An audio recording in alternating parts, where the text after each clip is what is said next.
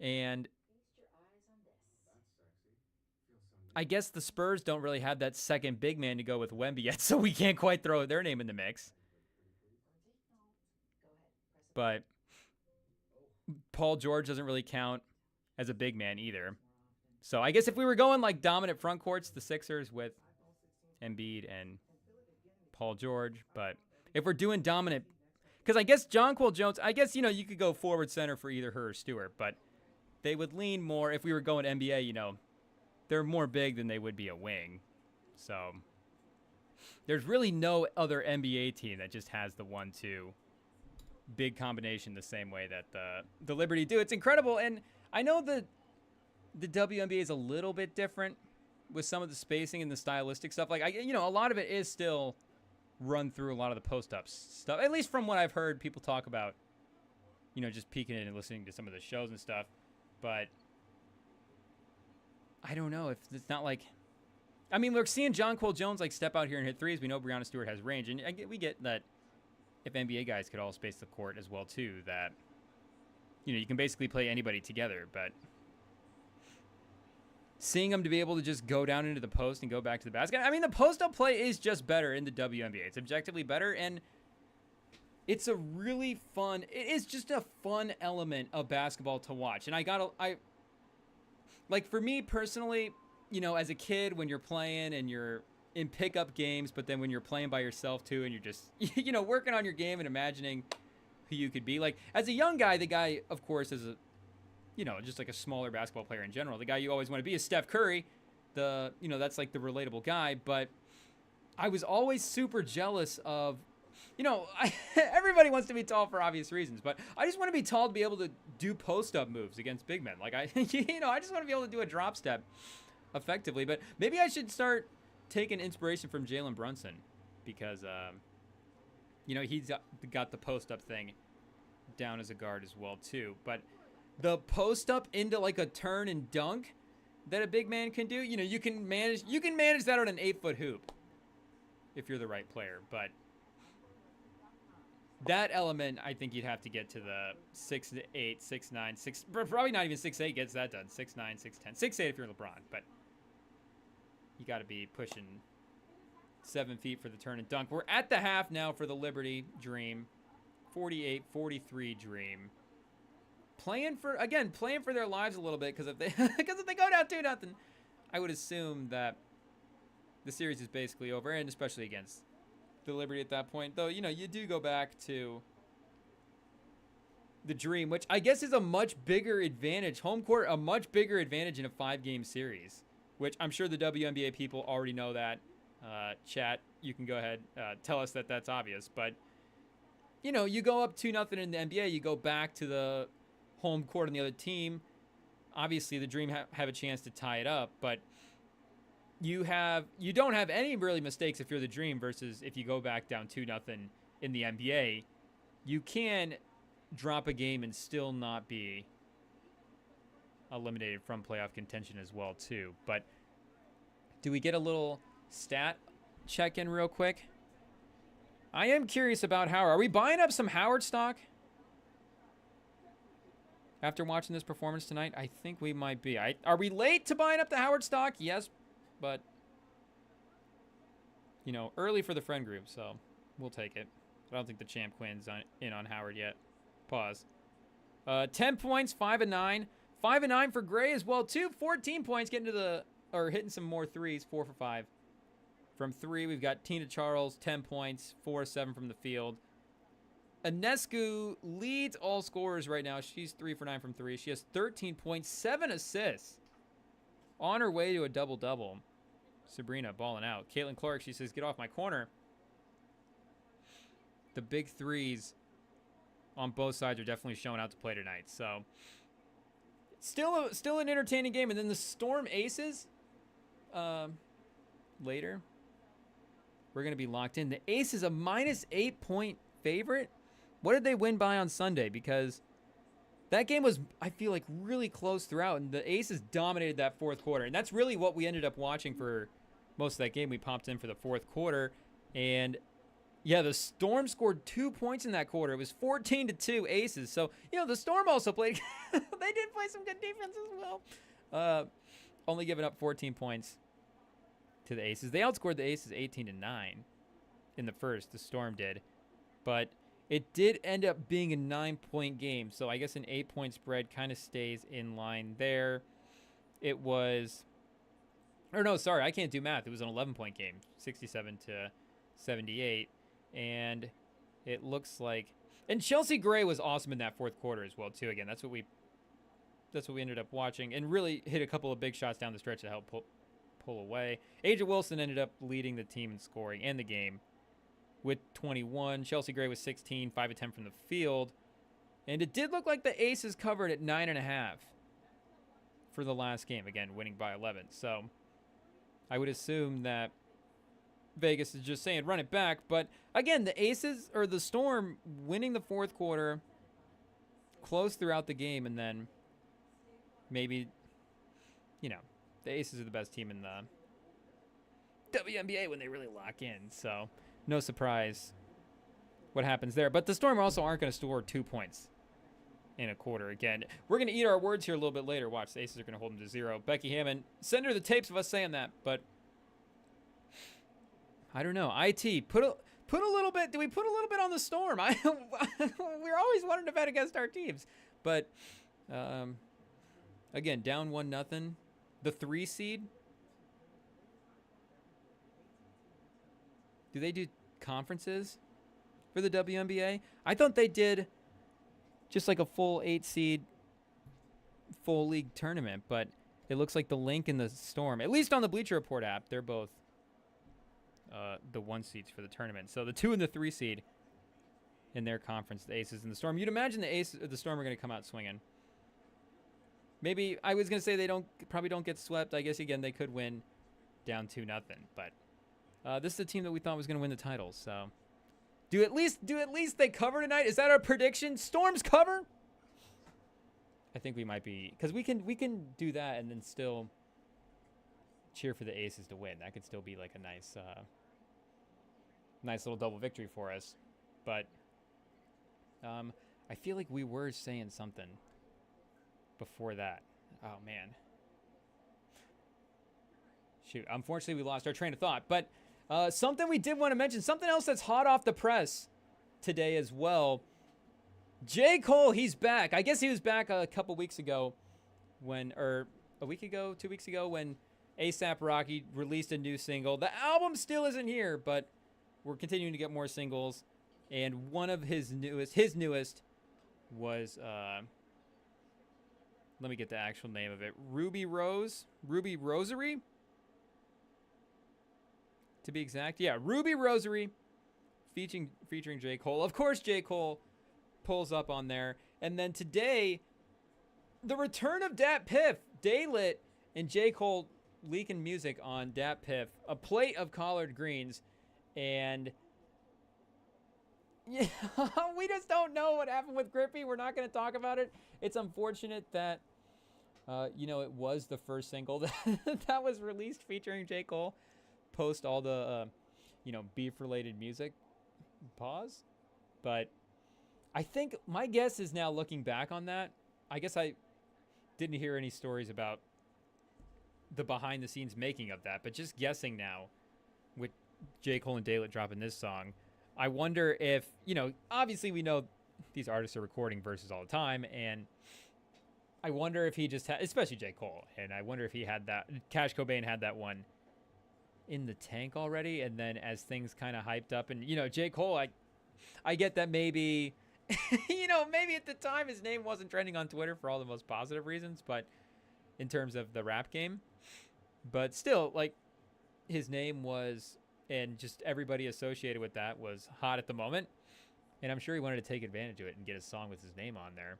So I don't know. And there's weird things now with the features where you can get the feature, but then also get the feature where it's doubled on the artist page on Spotify. I don't know if it's that way on Apple, but you can get the listed feature and then the artist page feature. And Grippy got the artist page feature. So I don't know if that puts it like a step up as well.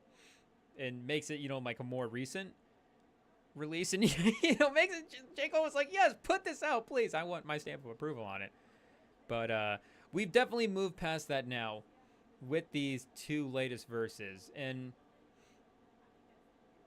obviously J. Cole, we're J. Cole guys. J. Cole's at the peak of his powers, and just in terms of, he's been at his skills are so sharp at this point, but also just the maturity of him being at this stage in life. We're really getting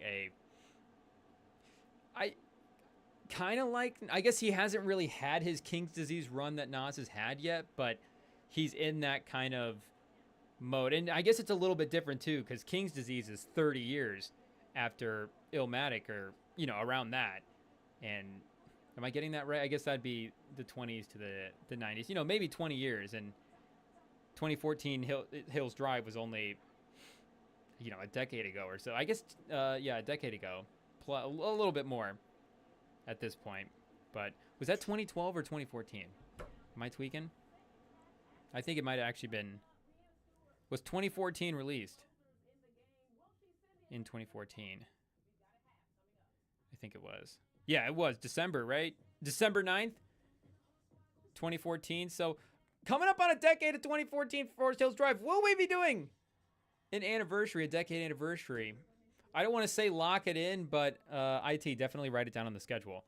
So, in terms of that legend status that Nas was at when he dropped like King's Disease, obviously, J. Cole just hasn't been around long enough to hit that status yet. And Nas is, one of, if not the greatest rapper of all time. But again, just that it's like the LeBron Tom Brady thing after a while. If the athlete can still hang around for long enough and maintain their athleticism, then you get just the IQ match with the skill becomes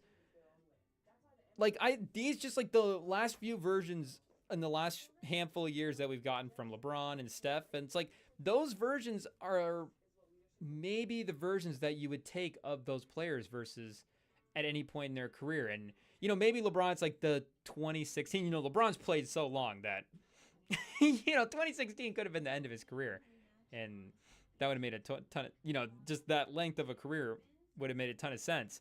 But, Steph as well, too. The 2016 Steph is one of the greatest offensive players we've ever seen. But the all-roundedness to his offensive game that he had, especially that year they won the title, it's just like there's a version of them where, okay, yeah, obviously, J. Cole's peak is still probably 2014 Forest Hills Drive. But, when he's dropping verses like this again, and now that we've had at least a couple of verses away from the beef, Kendrick has, it's been a couple of, only a couple of weeks since he's dropped some, since we've got the announcement. He made that announcement for the Super Bowl and dropped that track back in week 1. But, we've had a little bit of distance now, and you see the GOAT comments again. You see the chatter start to turn back up about why J. Cole is the greatest. And trust me, as J. Cole guys, we are always trying to look for the angle to make the case for J. Cole as the GOAT. And it's tough right now because I think, again, going into this year, back when first person shoot, up until like that and up until the whole beef, Kendrick did have the Grammy thing, still does. We haven't really had a Grammy since then. So, that hasn't really changed anything. But the accolade stuff, Kendrick was still the lead with that. But you see it here where it's just the pure MC skills, the pure bar for bar skills, the pure lyricism that J. Cole has. It's clearly, and even Kendrick as well too. We can go pull up the Genius Annotations on Watch the Party Die, and go bar for bar and compare the lyricism. But if J. Cole is going to try to make a run into the GOAT conversation, because make no mistake, like we're saying, I was always looking for those angles for J. Cole, and now it's kind of maybe it just, we have to be reluctant to start giving it, not even reluctant, but you get what I'm saying. Is it just becoming overwhelmingly obvious that these other characters are not only leaders of their generation. But where do we start need to ranking these guys? Kendrick in terms of all-time status. And I guess Billboard, when they did their latest ranking of, I think it was Billboard, the top whatever rappers, he was number 2 behind Jay-Z. But I still don't know if that's, again, up until going to this year, if that would have been like a widely accepted opinion. And now it's like, is that, I guess 2 is not the baseline for him, but you get what I'm saying. I think that's much more of a lock, at least in my mind anyways. But if J. Cole is going to make a run back to greatest rapper of all time, and it's just a tough hill to climb, we're going to need definitely to get the album. But this is definitely how you're going to have to do it. And if you're watching J. Cole's moves post-beef, post-Grippy, and Drake's move post-beef, like, again, this is how you're going to have to approach doing it. And Drake is still kind of saturating himself with that moment and trying to go back and rewrite the history of that moment, and also trying to set himself up like off mic to win the battle off mic. And at the end of the day, the music is what is going to win the battle. And for Kendrick, that is what won the battle. Kendrick dropped the better songs. Yeah, the disses were better. Yeah, the more they were more clever, they were harsher.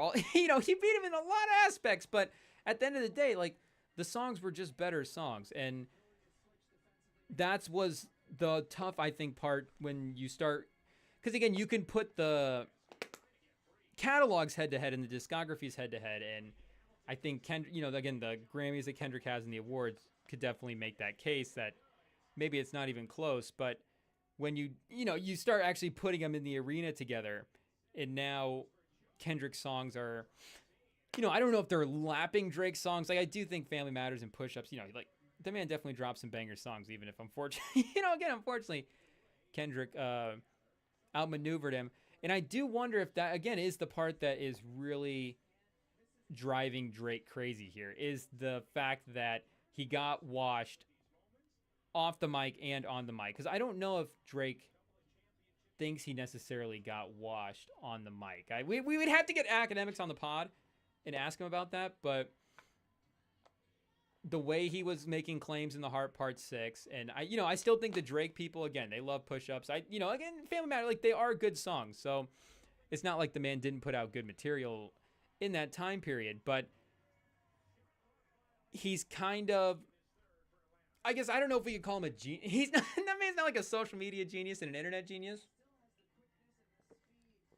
but he's definitely always used that to his advantage and always kind of been on the forefront of, at least in terms of the big three, like, he was definitely the most dominant of social media. And where you got J. Cole and Kendrick on the other side are, basically totally absent from the space. And for Kendrick to walk into that space and sort of outmaneuver him, just making better plays online, because that's the part where Drake just seems to be focusing, dropping the 100 gigs. He's got the Instagram page up. He keeps doing the post. He keeps trying to ignite the fire that way. And, you see, even in this verse, like, that J. Cole dropped, again, today, like, mere hours ago from when we were streaming this, like, his tone has changed a little bit in the way and in the content of the verse. We'll still need to get more J. Cole verses and more features to see what he continues to rap about. But I know that was one of the things that people were going to question going in was, how does he move forward in terms of the content of his music? Because a lot of what he's been saying as of late was putting himself in a position, again, to be the greatest of all time and making those claims about himself.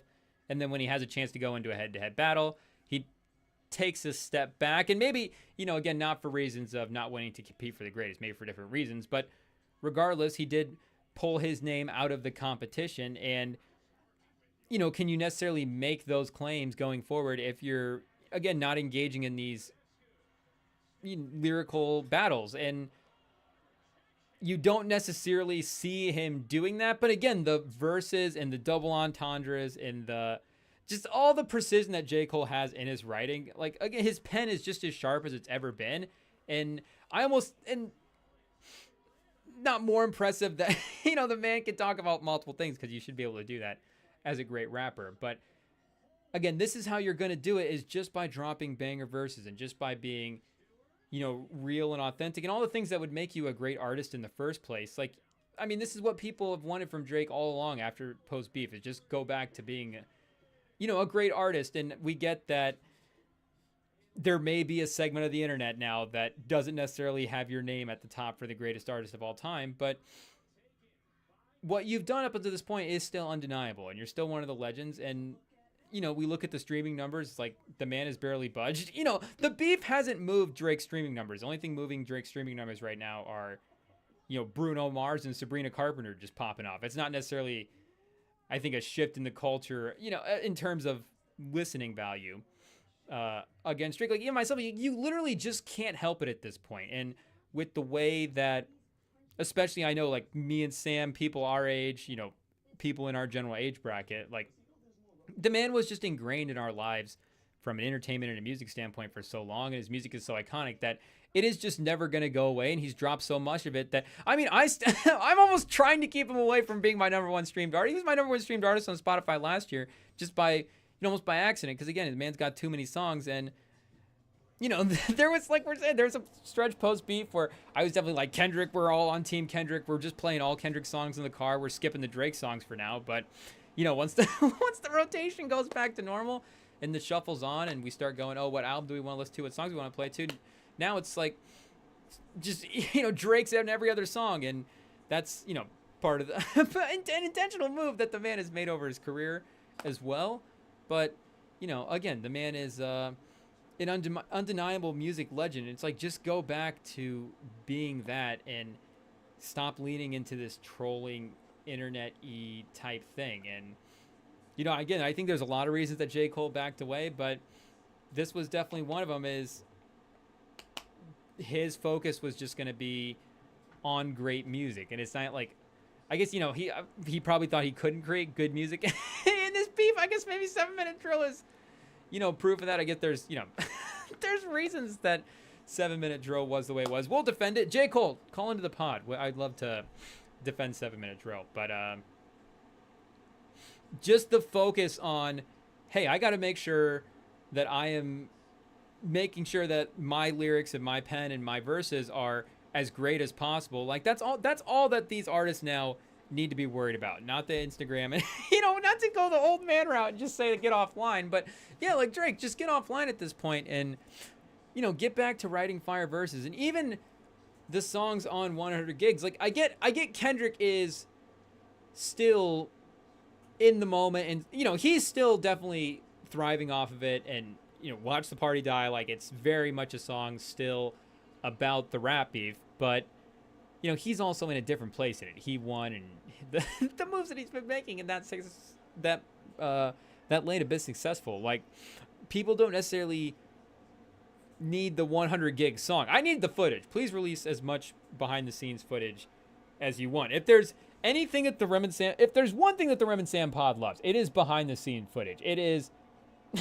Are we turning into dads? I don't know what's happening. We're talking about offensive linemen and behind the scenes footage, but we love, practice, pick up basketball clips from practices or like secret scrimmage runs, and then footage of just like raw, uncut footage of rappers in the booth and in the studio is almost the two. If it's not a game on TV, it's going to be one of those two things. And I guess one of those things is, pick up basketball games. so it's got to be that in some regard. So give us the 100 Gigs footage, and even some of the 100 Gig songs. But I know, like, there was rumors after, and I don't know how reliable these rumors were, but there was rumors after that, after the beef had settled down a little bit, that Drake's next album he was working on was going to be a collab album with Conductor Williams. And that to me sounds like a great move, where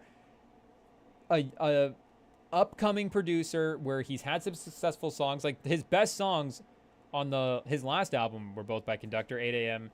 in Charlotte, and then again in the deluxe edition, the Scary Hours edition, Stories About My Brother as well too. You could argue that those are just the 1 and 2 best songs off the album. And I don't know if Conductor Williams is a guy that is necessarily making mainstream beats as well too. Like, I pretty sure he's like a Griselda guy, you know, comes from the underground hip hop scene.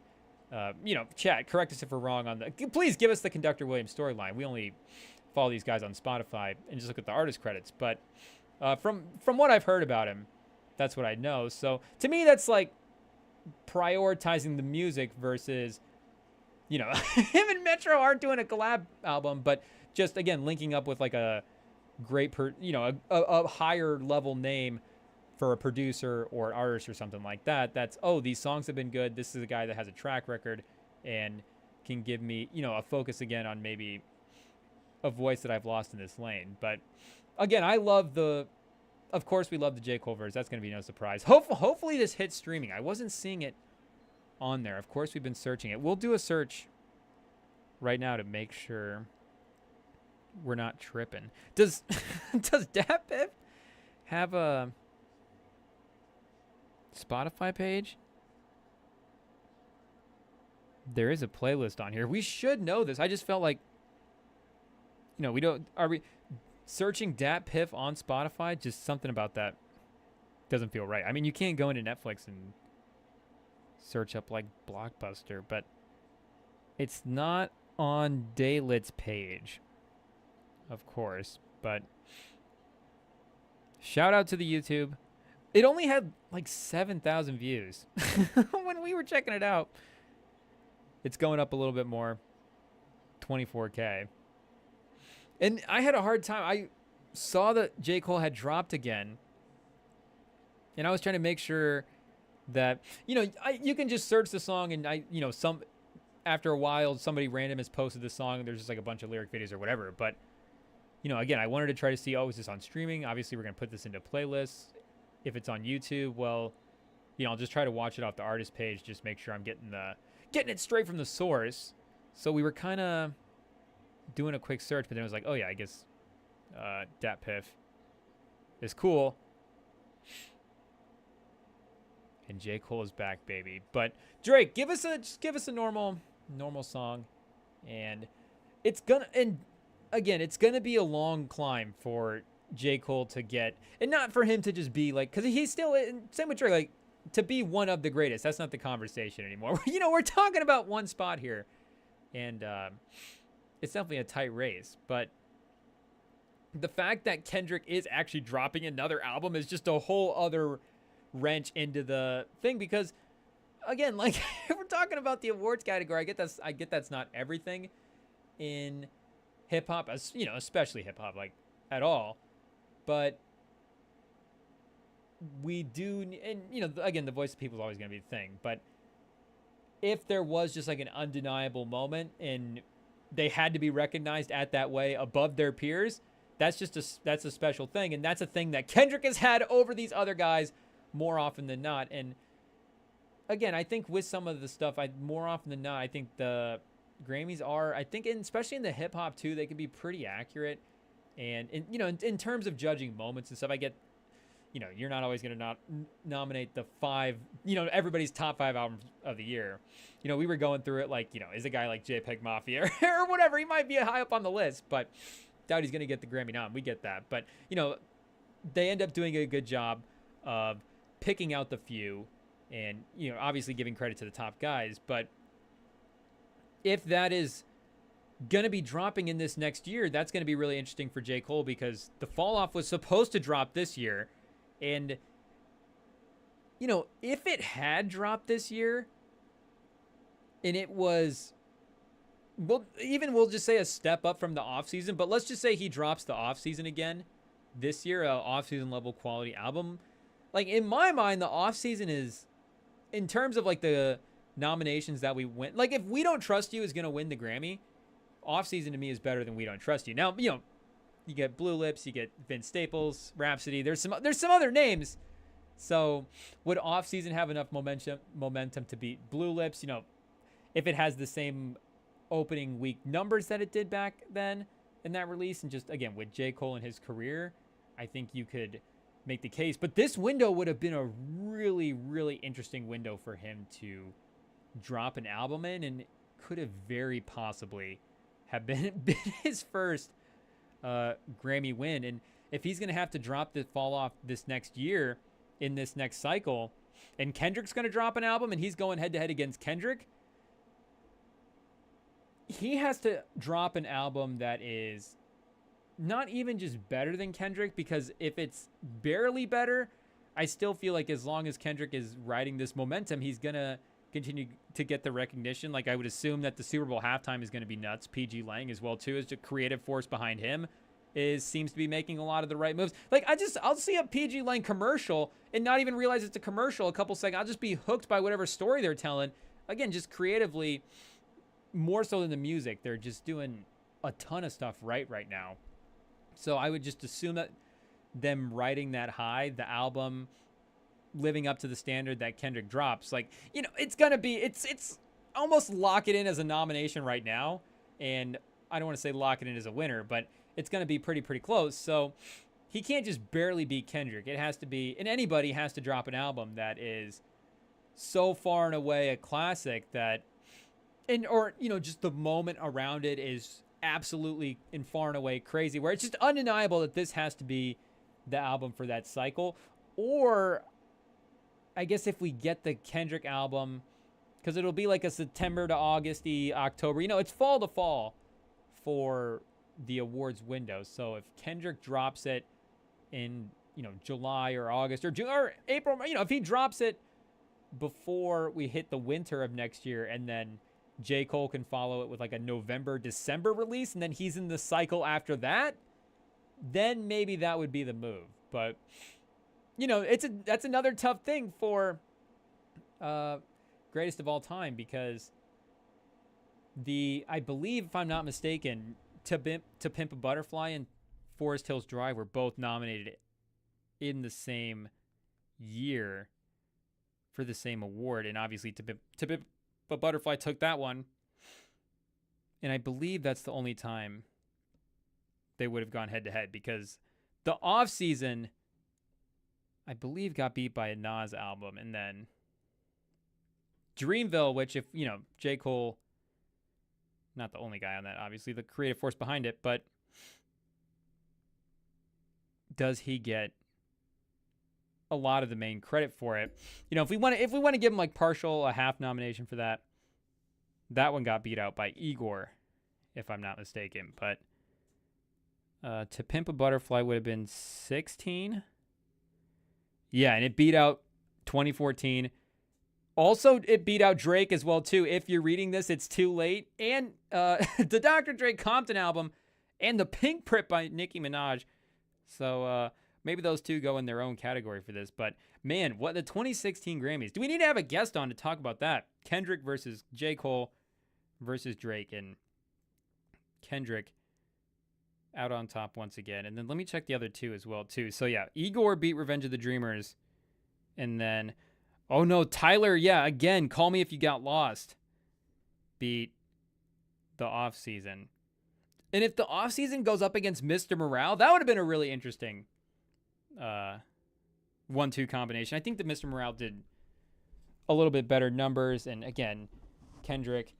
And he's always, telling such a compelling story and bringing such a compelling message. And not that J. Cole doesn't do those things, but the cohesiveness of it. I mean, that's probably the thing that gets 2014 Forest Hills Drive to that extra level, is that cohesive concept. And he does that again, obviously, with KOD and For Your Eyes Only. But in terms of songs catching on in the culture, doesn't quite have the, radio Billboard charting hits the way that 2014 does. And the Off-Season just doesn't have quite the same. Well, I think song for song, track for track, it's a great album. Probably his. Again, if you just go like track for track, for me, it's my second most replayed J. Cole. That's so really close, though, I guess, because we're talking all the albums. I was thinking 2014 and on, but now we're going back to old J. Cole. And yeah, obviously the nostalgia factor of that. Those songs get played a lot. And for the quality as well, too. But I would be really curious to see if he's going to have to go toe-to-toe with Kendrick in that. And I, in some ways, I don't know if I'd advise him to do it and just say, hey, let's just, again, just if we're going to go for the great, if we're going to try to get back and go for the greatest, like, let's just go for it? Or do you, try to make an actual calculated, calculated's always good. That's what Kendrick's been doing. Move and go, hey, do we have a better chance if we're sort of in a different spot here? But all in on where J. Cole is headed. And unfortunately, when we did that, we were tuned out of the game a little bit here. Let's get back in. Sabrina Ionescu going off. She's up to 24 points. Well, she had 13 at the half, so she's put up almost 10 points alone in this fourth quarter. Let's get a score update. We're doing an in-game interview? Sorry, people. We're going to listen to this interview for a sec. They're battling. They're got to punch back, though. Battling, punching back, and finishing how they want. Pause.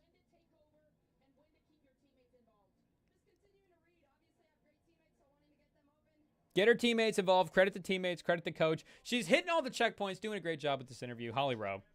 Always a pleasant time to talk. I get we don't always are like, hey, why are they doing the sideline interviews? But, I mean, come on. Holly Rowe. Doris Burke, just to go talk to Doris Burke for like 2 minutes in the middle of the game. I'm sure it's a good reset for the coach. Greg Pop won a couple titles because Craig Sager, rest in peace, was able to, calm him down a couple times between quarters. But they didn't show the score? Okay, we can do a live score update. Going into the fourth, perfect timing. And we're in for a dramatic game, people. 65-64, Atlanta versus the Liberty. Howard, 7 for 11, 15 points. Alicia Gray, 7 for 12. The efficiency from the duo is crazy. The Dreamer, 56% for 3 from the day. Compared to the, I guess the Liberty, 49%. What did I say for the Dream? 56. I don't know what I just said. 56% for the field goal. I was looking at a lot of numbers there. 49% for the Liberty. 25% from 3 for the Liberty to 45% for 3 for the Dream. But the free throw advantage, the home court advantage, is it rigged, people? The WNBA is rigged.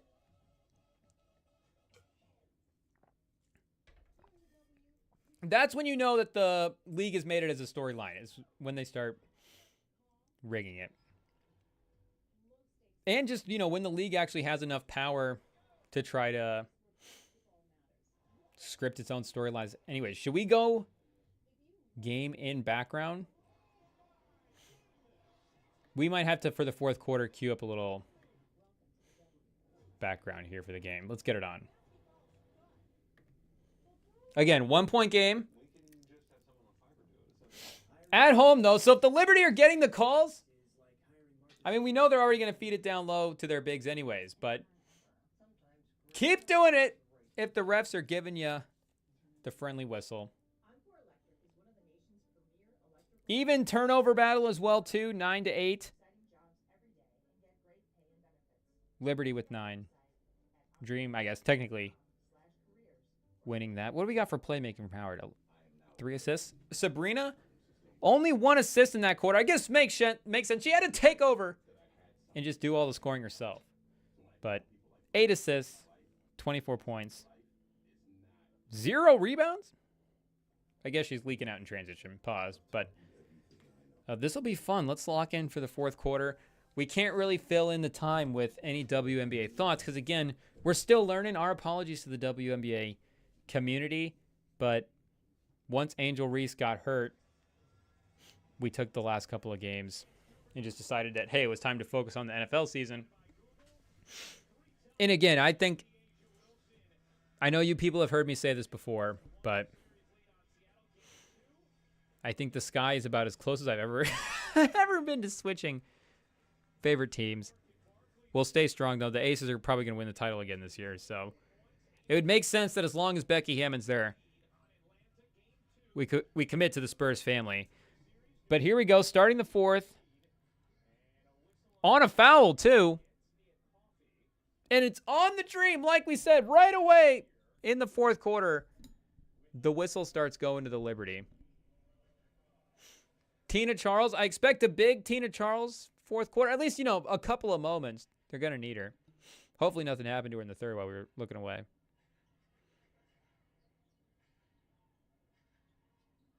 Who's on the bench for the Liberty? Because I know they had a couple of interesting names early in the season. Oh, they have a Sabali? There's somebody else I'm thinking of, though. Are they hurt? Yeah, they had an injury. Chat, who was injured for the Liberty? Is that too vague of a question? I don't know, but I feel like they had an injury to their bench player. Obviously, I guess it didn't matter. Number 1 seed. Getting to the rim. Up by 3. 67. Getting the first points on the board for the fourth.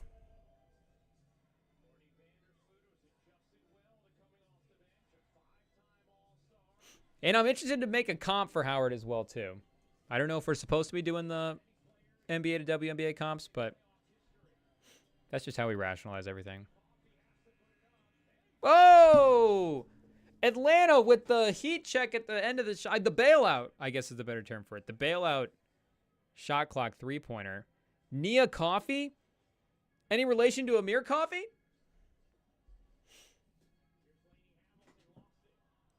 Both basketball players, both last name Coffey? I mean, could be.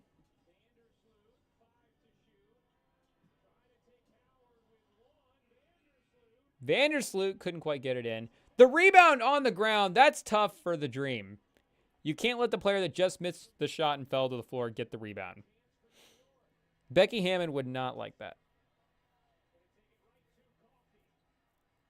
Oh, Breanna Stewart, wondering why she didn't get the foul that time. Coffey, though, with good defense. Is she the one with the basketball talent in the family?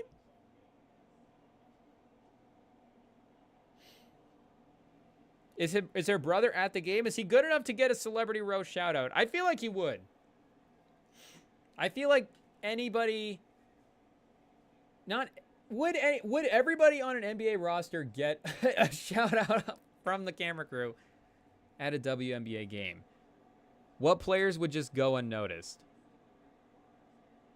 Because, like, even if you had some sort of college hype to your like the Jones brothers, like if the Jones brothers were at WNBA games, I mean that's a celebrity. They're there. Duke superstars, backup point guards. But I guess the WNBA would get the same treatment from the NBA as well too, probably, at their games. Would they?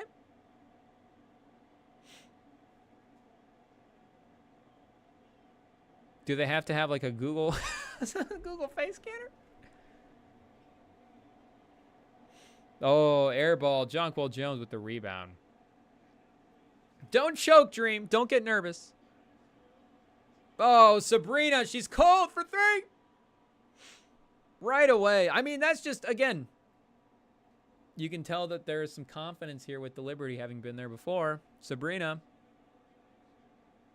That last 3 for the Dream, a little rush. Sabrina, I mean, she rushed that one, but she knew what she was doing. There you go. Was that Coffee again? What number's Coffee? IT. Chat, what number is Coffee? Oh, a little high-low with Stewart and Jones.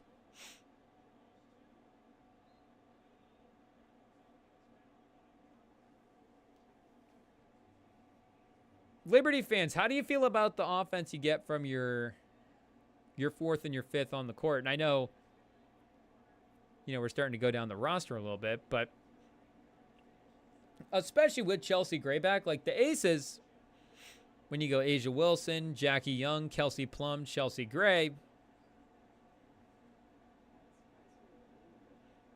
I mean, you go the high-low, and then once you stack Sabrina in the corner, like on that possession, Sabrina in the corner, Breanna Stewart on top, and then pause.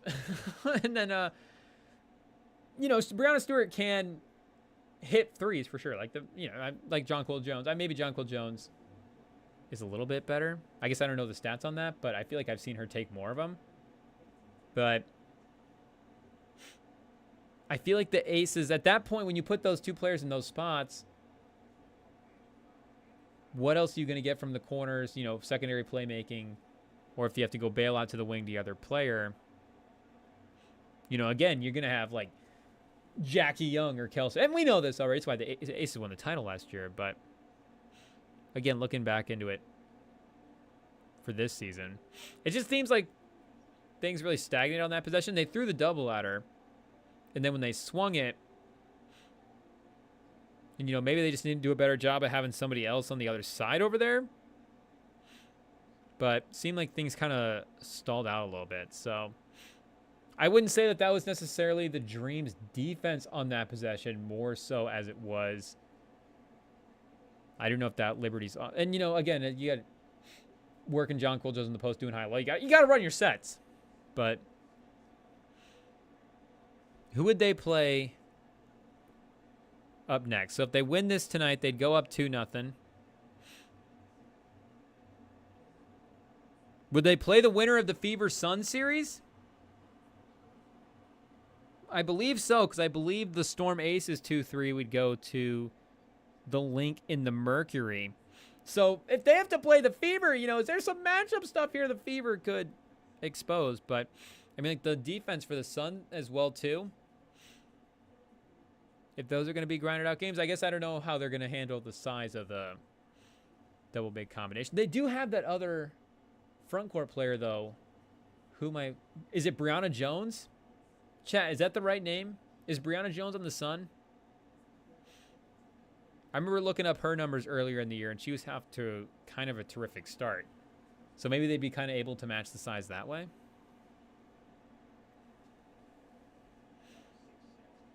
I think we might just stay on till the end of this fourth quarter. It looks like it's going to be pretty exciting. We're not going to have to just fill time with WNBA takes. Go Chris Collinsworth story mode style. We might have to right now, though, because they're doing a review. And this is off that possession like we were talking about. And that was Rain Howard closing out. Oh, jump ball. So, again, it was good defense by the Dream, but I think you'd want your player to do. And maybe she's, you know, defense. Like we're saying, we're still learning some of the skill sets of all these players, who they are, what their games are. Is what we meant by who they are. Like, you know, the familiarity with their games.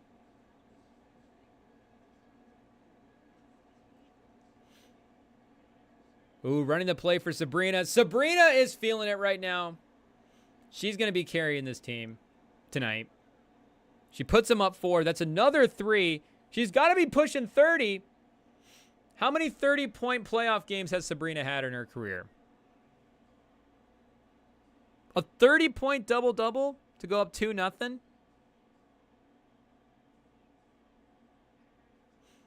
It's what she's knocking on the door of right now. Big 3 from the Dream. The Dream are no joke. How long has Alicia Gray been in the league? Because like we were saying, Rain Howard is 3rd year. And I know Tina Charles is maybe not somebody you're bringing along for the future. Alicia Gray, 29.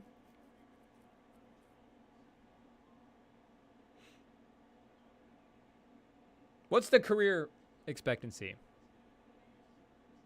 in the W?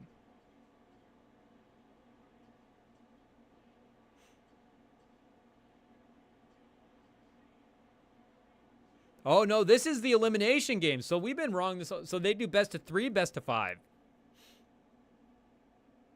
I thought they went best of 5, best of 7. So this is for the win.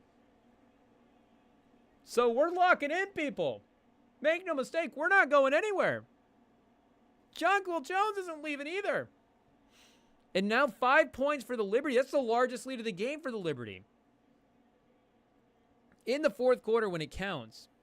But shout out to the Dream. They're going to need to run this through Howard.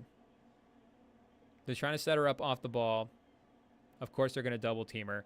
Oh, what a basket. Right through the double team, finishing over Jonquil Jones. Was that with the offhand? I guess I don't know if she is a lefty, but Oh, what a tip in by Breonna Stewart. They've been playing her on the perimeter a lot, and she hasn't been near the basket, really, but...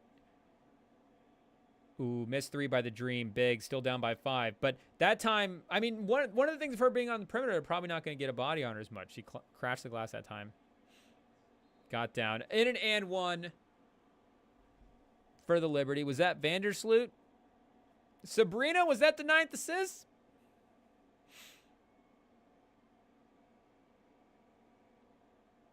And the Dream still down by only 7?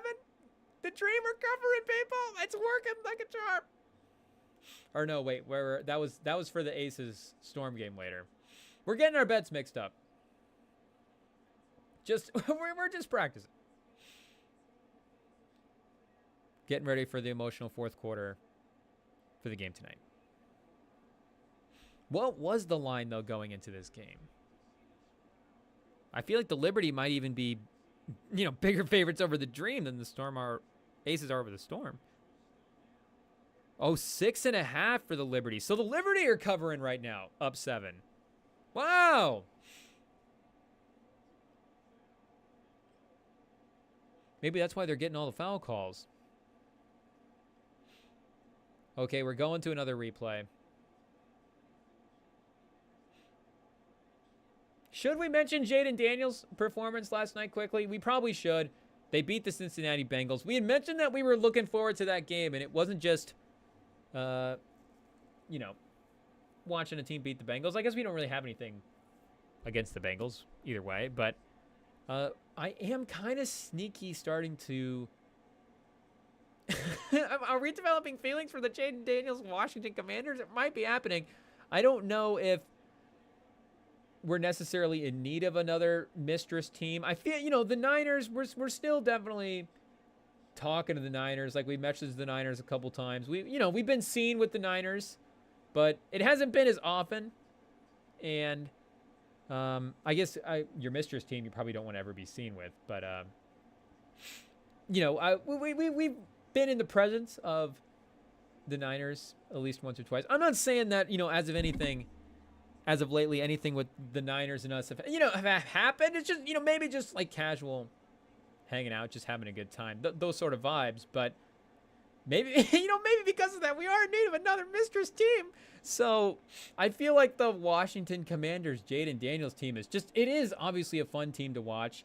And the line is in the offensive line, offensive scheme that they built. They've all worked it to fit together. And that's where we would need a little bit more X's and O's people to figure this stuff out. And that's, we'll try to dig into this and as we watch the tape, figure it out over the course of the season. But, the Bears' offensive game plan and their offensive line in general too versus the Commanders' offensive line versus what the Commanders are throwing out there, because the way that they're making the decisions easy for Jaden Daniels has been super impressive, and getting the ball out quickly, a lot of short passes. Again, like in this last game against the Bengals, it seemed like he had some time to work with, but it didn't really seem like he's needed it either, because I'm going through some of the stats here for like the pressure stats for early in the season, and like the time to throws and stuff like that. And he's near the bottom of the league. Again, he's getting the ball out quick. Like, it would make it seem almost like he kind of has to, but they're just doing that to make things easy for him, to get him that confidence. And you saw him really start to loosen up. I feel like they took some more deep shots last night than they have before. And, he hits McLaurin in the back of the end zone on that deep ball late in the fourth quarter. Beautiful pass. Drops it right in the bucket. And McLaurin is just so good at those over-the-shoulder catches as well, too. But the Dream, they're going to need to score here. They're going to have to get it to Howard. They don't. Was that Jones on the switch? Was that a smaller player switched on to Jones on offense, trying to go for the post-up? I don't necessarily like how that turned out. Oh, and then they give up the wide-open 3 for Vandersloot. The Liberty just too good, executing in the fourth quarter. And they're going to cover. Now they're going to get the ball to Howard. Don't shut the offense down just because you know Howard's going to take it. Pause. Okay, they get Sabrina on the block. Finally, the Dream getting a little Little free throw, but losing Vandersloot in transition. Was that another assist for Sabrina? Was that a double-double?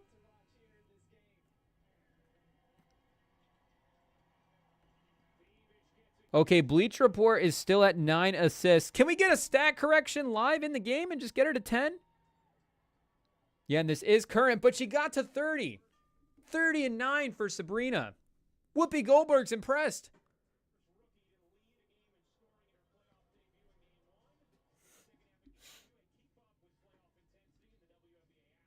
Can we get that one more assist for Whoopi? We might have to pause that. That could mean a lot of things. Tina Charles. I don't want to say too little too late. Down 9 with 3 minutes left. You could hit a couple of shots.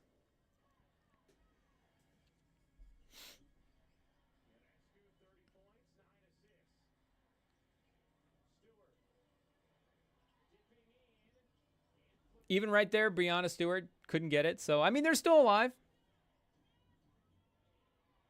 They need to find... Oh, yeah, they... Again, we don't know who this whole roster is, but they should be getting into the 3 players that we know. The dream. Going back to a timeout. 2:45 left to play.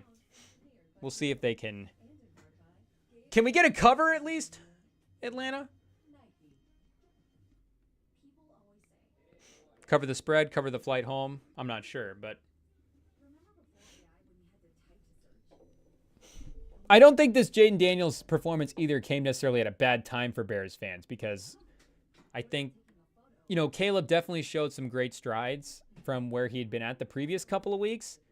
And, you know, I mean, he led the league in yards for week 3, right? Dak, I know we went through the fantasy points with Sam, and there was a couple other guys that had higher fantasy totals, but I mean, you get the interceptions and stuff in there, but I believe yardage alone, he had the number 1 yardage. He did throw, you know, 50 plus passes, so he should have gotten a lot of yards, but again, also hit, like Jane Daniels, hit a couple of deep balls.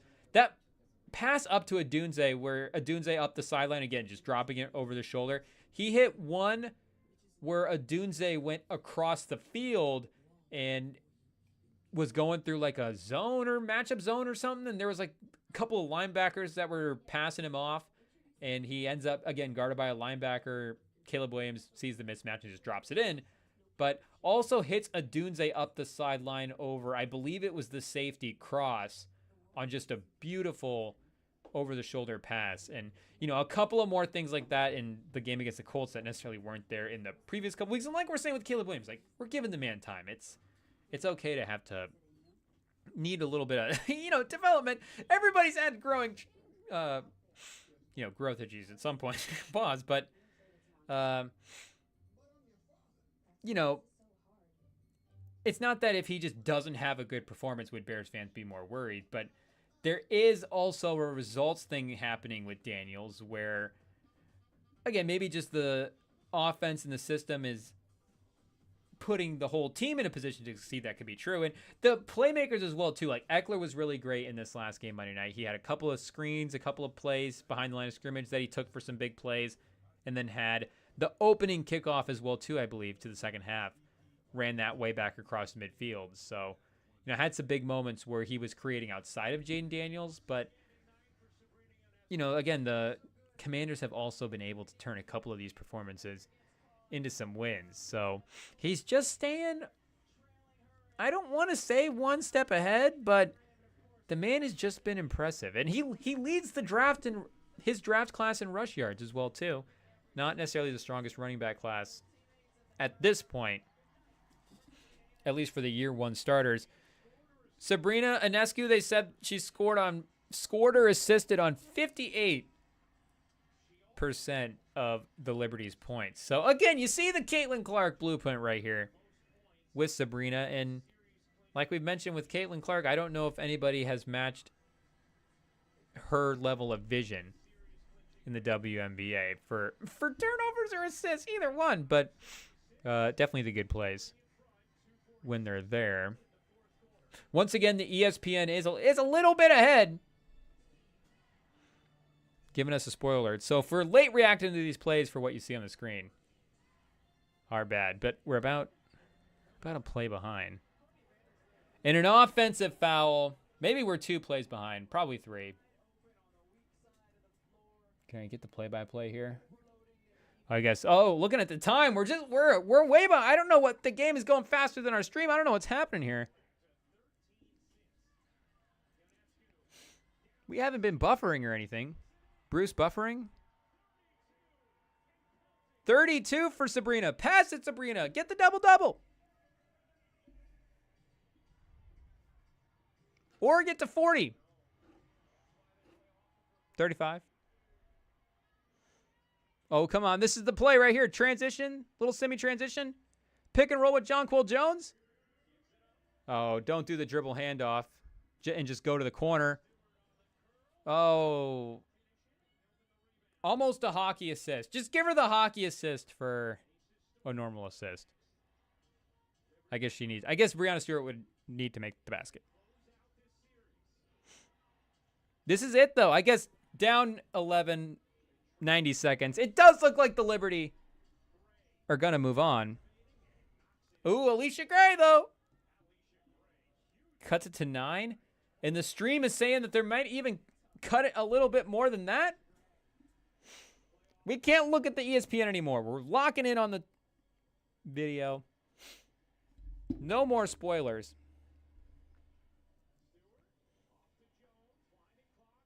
Vandersloot. She hit that 3 earlier, so perhaps they felt confident in it.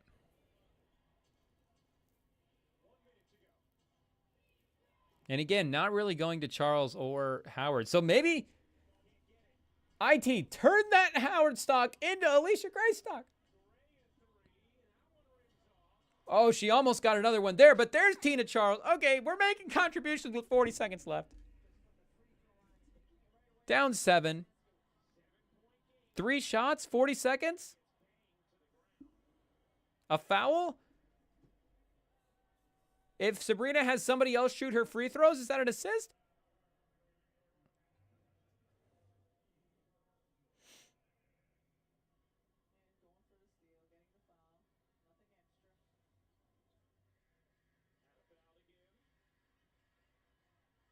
Back to the pick and roll with Jones. Oh, a little hand check foul. Oh, Sabrina makes the 3. A one-legged running three-pointer after the foul. The foul's going to be on the court. It's not going to count. But, I mean, if she's getting the Steph Curry comps, you know, they were in the competition together, competing, All-Star Weekend. That was a Steph Curry, I'm feeling it type. The game is just so comfortable right now. So easy, so natural. Definitely that Steph Curry type of shot there on the and one. The non-and-one and one. Knocking in both of these free throws. Up 9. That's killer. That's basically probably going to do it. 34-9. I don't know if she's going to get to 35 or 10. It's never enough for the fans. Caitlin Clark would have got 40. What a performance tonight from the Liberty. We expected them to not move on, or not lose, to move on. And they're going to be doing that. So we'll see if the Aces are able to move on tonight. Wow, tonight just became a lot more dramatic for that Aces Storm game. I mean, come on. We're definitely betting the Storm to cover. Season on the line. They're going to lose by double digits.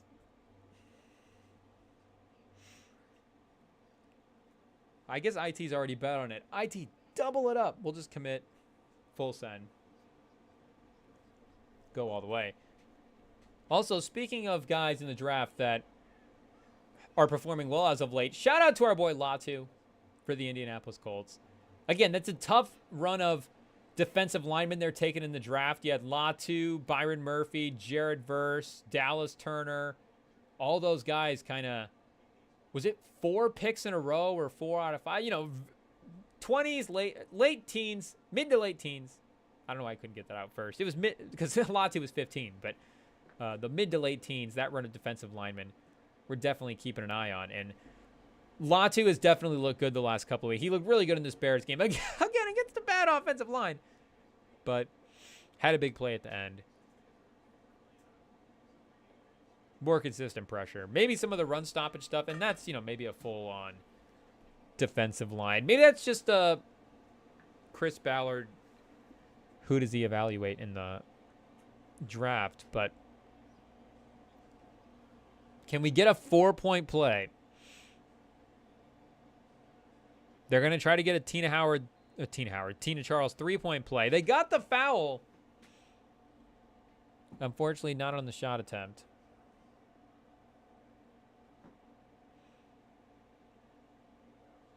And it's a side out of bounds.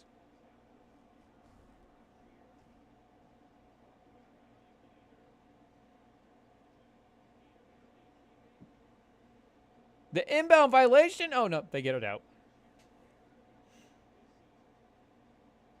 Howard dribbling. Jonquil Jones. The perimeter defense from Jones is definitely not something that, if you're just like, what are her best attributes, is not something I would have necessarily thought of right away. But she's been switching out all night and really competing. I would, dare we say, locked down? I guess she kind of got crossed up and fouled the person on that possession. But again, it's Howard, smaller defender, mismatch. She's hanging in there.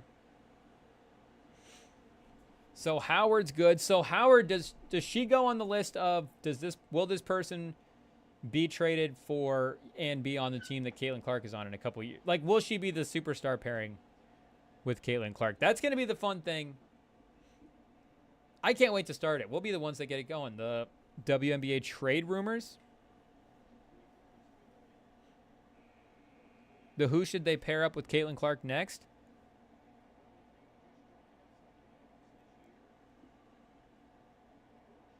Okay, Atlanta just made a sub. I thought they were putting in the bench for a second, but I think it's offense defense. Only down 7 with 20 seconds left. There's still a fighting chance. They're going to need to get a turnover, though. They can't keep fouling. And they just did.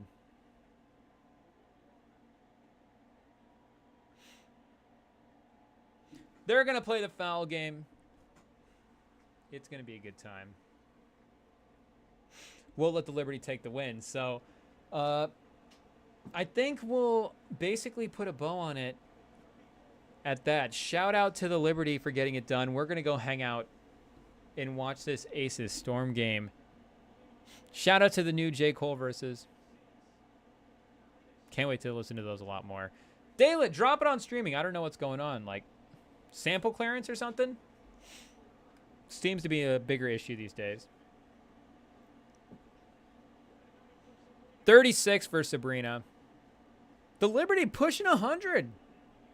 91 points, which I will say their offense has definitely been more explosive than the Aces offense this year. That's not even, I don't know if the numbers would say, my guess is that's not a hot take. Like, I just feel like looking at the scores, they've been at like 90, 100. Have they gotten more there more than anybody this season? Chat, who scored the most 100-point games in the WNBA this year? Wilt?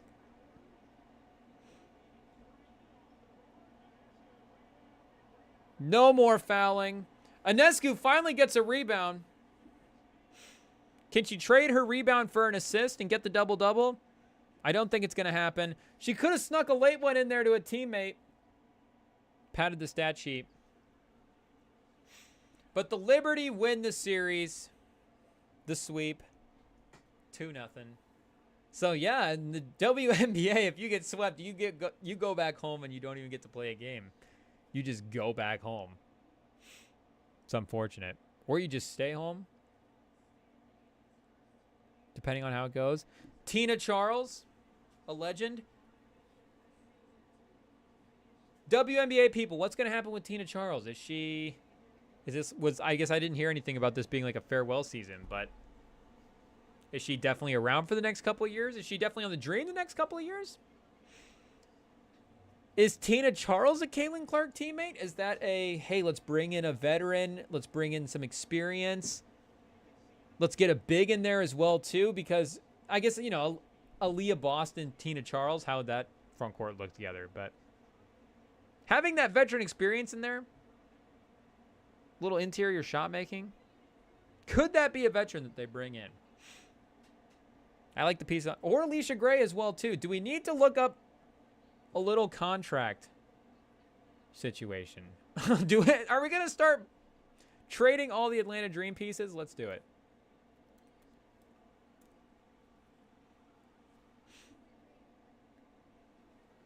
Because as an 8 seed, Atlanta, do you want to keep your team together? I mean, I assume you do.